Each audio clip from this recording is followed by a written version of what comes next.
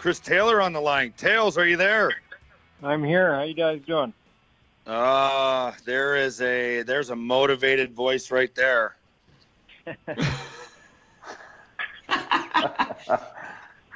How are you doing, Tails?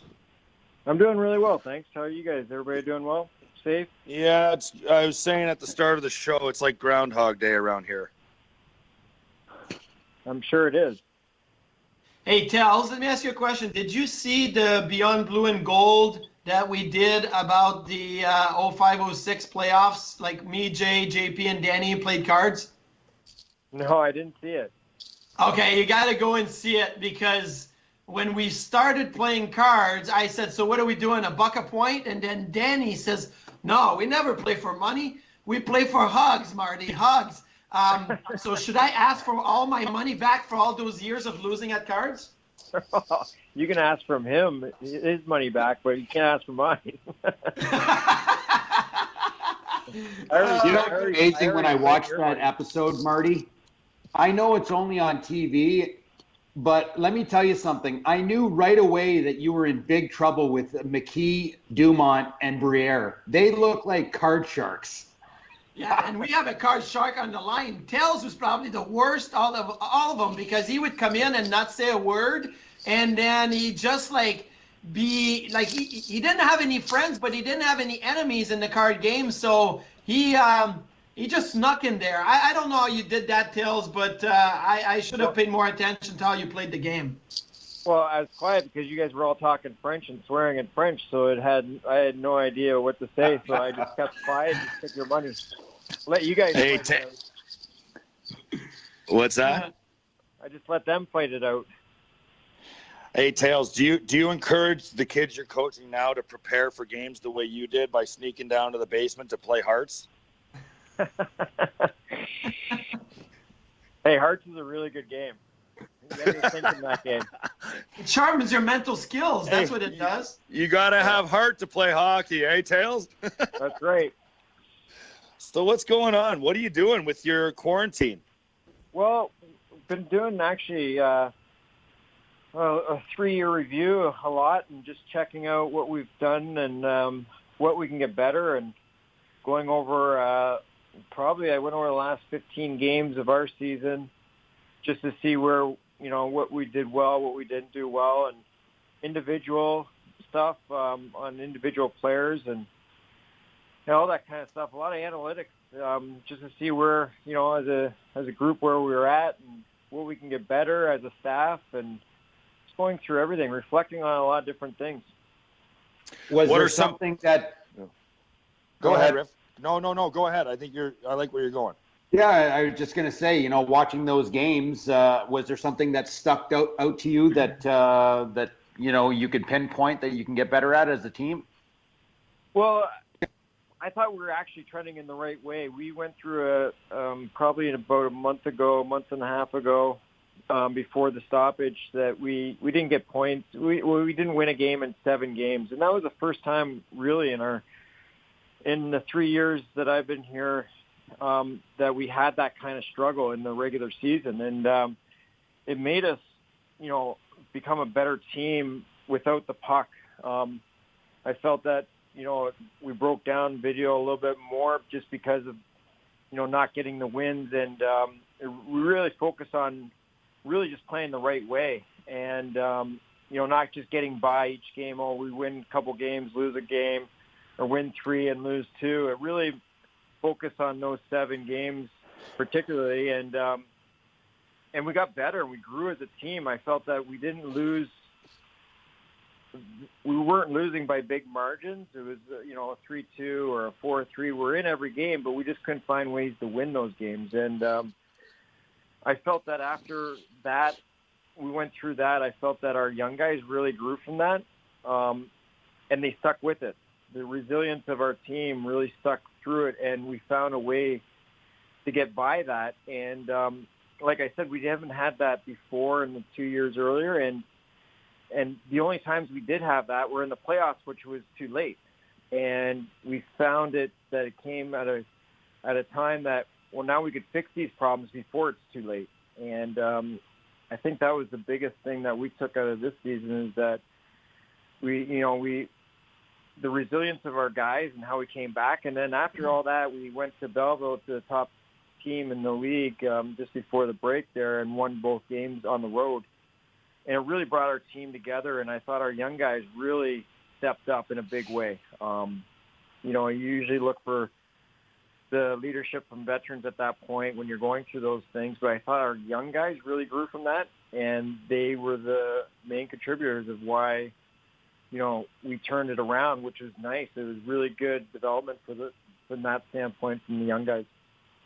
Hey, Tels, who's ready for the NHL?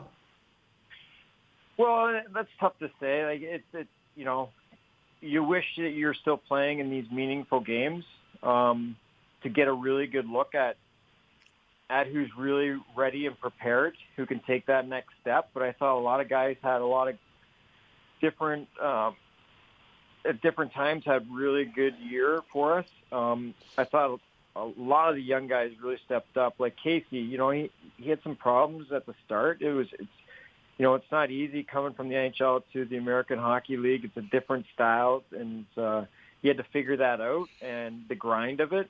So I thought he was really maturing in his own way, on and off the ice. You look at Will Borgen, Jacob Bryson, Ogilvy, TJ Smith, even Brett Murray really emerged in his first year.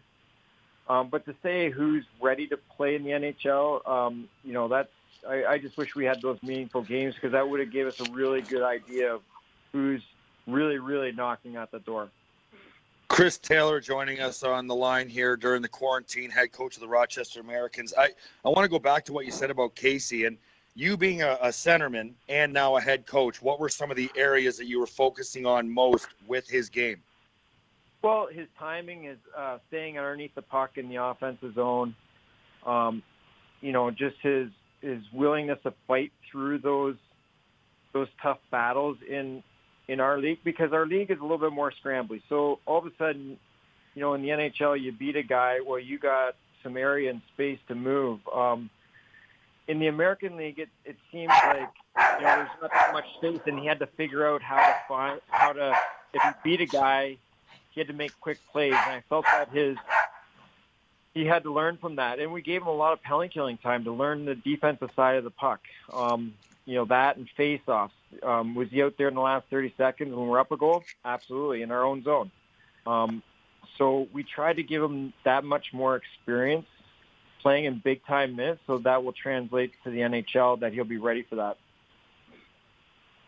Chris Taylor joining the Instigators. Whose dog was that, boys? Raise your hand. Was that yours, Tails? No. Marty? Yeah, it had to have been Marty. Marty left the screen. Definitely Marty's. Way to go, Marty. Your little rat with high heels. What's that, Tails? It sounded like a small little dog. So I was just waiting for the because you tried to shake it off. Chris Taylor joining us here on the line on the Instigators. Can I ask you a question? So you say you lost 7 in a row, and we played together. You and Riv played in a very similar era. You lose 7 in a row, Tails, back when you're younger, you're bag skating. Like, the coach is going to kill you. Does that still happen nowadays? Are there days where you have to absolutely drop the hammer and bag skate the guys, or is it more now about coaching because of what we learned about the schedule being so rigorous? Well, depending on how you're losing these games, if you're coming into a game and you see 15 guys totally flat and not going in on the forecheck and the effort level is not there, then absolutely you got to make them pay the price the next day to make sure they're competing every night. But we didn't have that. It wasn't about competing. It wasn't about. We had to work on different things so that it almost looked like a demanding practice. Like if we had to work on winning one-on-one battles, we'd do that the next day. Absolutely. We would fix that. We'd make sure we're fixing those problems and doing that. But, yeah, I understand. Like, if you lost 7 in a row, it was like, hey, bag skate, it's earlier in the morning and stuff like that. But we were making sure what's best for the individual and what's best for the team. And, obviously you have to take a deep breath after some games. And understand and go through the video and see exactly what happened in the game to make sure you're prepared the next day to get the most out of them. Because if you just continue to say, we lost, so we're just going to do this, it's not the right direction to go. And also building confidence in each guy and working on their skills. And but there was some tough days after some losses that I felt that we need to get a little bit more hungry, a little bit more grinding in our D zone, a little bit, grinding in the offensive zone. So we did a lot of those drills that were demanding, but I think were effective. All right, we had Curtis Lazar on the other day. Riv, I don't know if you were just waving me down because you wanted to say something, but no, go ahead with Curtis Lazar. Well, we had Lazar on the other day, Tails, and not only is he a treat to talk to as a person, I think he's got a great story. We've been very complimentary of his game all year from the time he stepped into Buffalo and scored in his first game here. And we asked him, we kind of asked him to reflect on his season a little bit. And he paid you quite a compliment. And he said that you went over and you asked him to play center if you wanted to play center. And since then, it kind of took off. So he attributed a lot of his success this year to you. Well, that's nice to hear. Obviously, you always want a positive effect on all different players. And I thought Curtis, I don't know if he knew his identity when he was coming into Buffalo. And then, as it started off, when I was in Buffalo, helping out there, I had some time to reflect with him, when he wasn't playing on things, and when he went back to Rochester, and when I was back here, we had some good conversations about how he needed to play, how he needed to be effective, what we needed to work with him to get better, to play in the NHL on a daily basis, not just for 1 or 2 or 3 games and then being reassigned back. We wanted him to take that next step and do what he needed to do to carve out a spot for Buffalo. And we really worked on his footwork after practice each day. I went back to the old school of the cross in the middle and just working on his feet every day. We did it every day, about 4 or 5 times a day. And I think that helped him improve. We worked on his face-offs a lot. And we just worked on what he wanted to do for his identity to play in the NHL every day. And I think first and foremost, you got to be willing to do that. You got to be willing to change. And he wanted to change. And, from the time that I spent with him to the time I watched him in Buffalo, I thought he did a great job in carving out that plan and what he wanted to do. And, hopefully he can stay at that NHL level. Did you give him a player, like an example of a player that he could or should play like? Well, that's tough because sometimes we had done that in the past, and we do that with some players.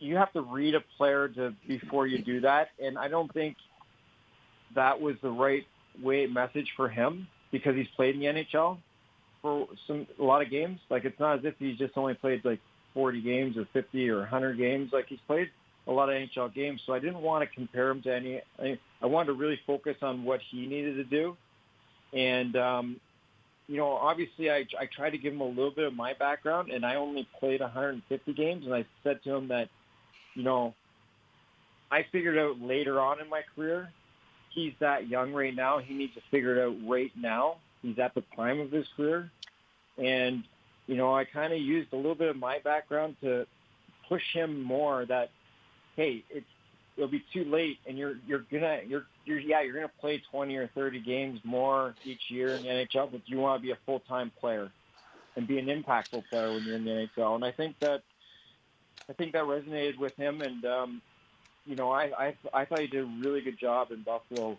while he was there. Tails, go ahead, man.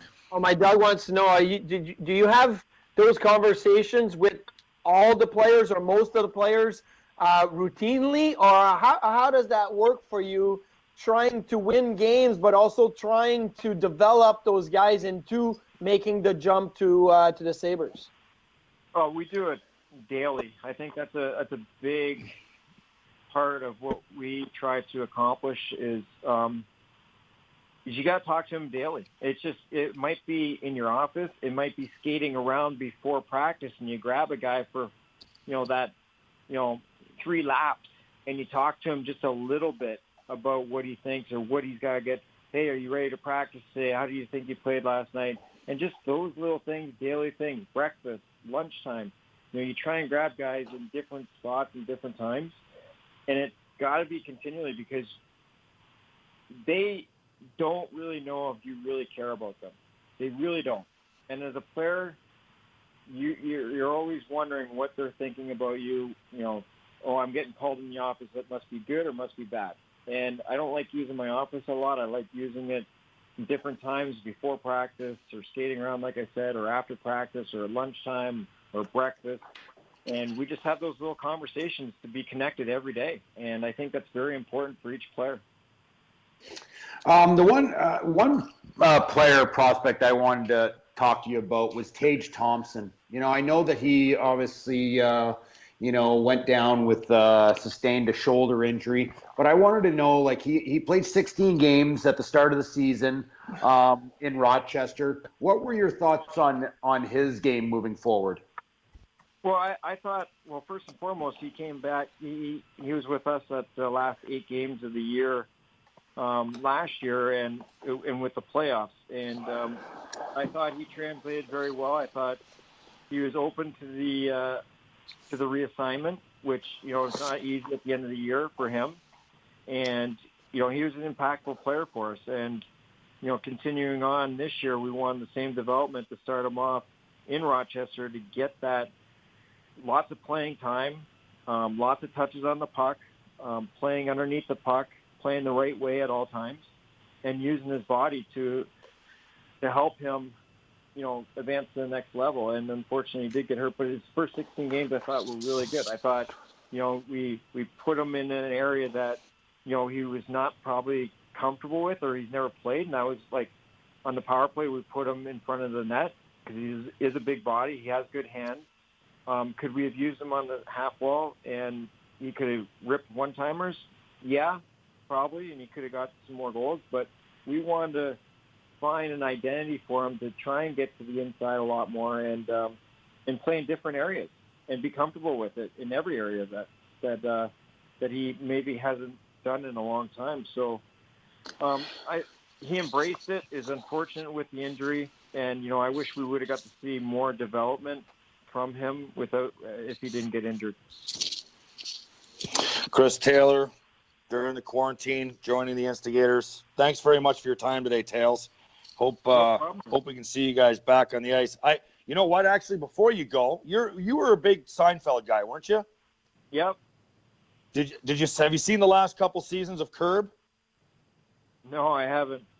Oh man! All right. Well, go enjoy the next week of your life watching the last 2 seasons of Curb Your Enthusiasm. Thanks for your time, Tails. Thanks, guys. All Stay right. healthy. Stay safe.